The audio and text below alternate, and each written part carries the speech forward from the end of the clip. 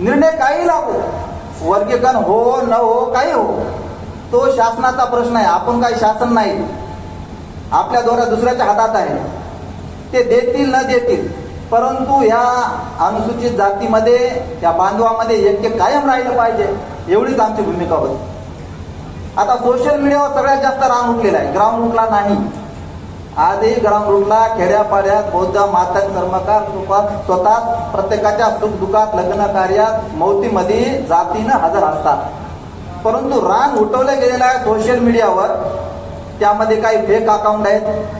त्या फेक अकाउंटमध्ये लहुजी वस्तादचा काहीतरी विचित्र फोटो टाकायचा, अण्णाभाऊ साठेचा काहीतरी वेगळा फोटो टाकायचा, बाबासाहेबाबद्दल काहीतरी विचित्र बोलायचं, असे फेक अकाउंट आहेत. आणि त्याला प्रतिसाद साथ देणारे आपले काही गधे ओरिजिनल अकाउंट आहेत. ते गधे याच्यामुळं की ते फेक ओळखत नाहीत आणि त्या मूर्खांना बळी पडून त्याला क्रियापद्धतीला देतात. ते अज्ञानी आपल्या दोन्ही समाजातील लोक आहेत.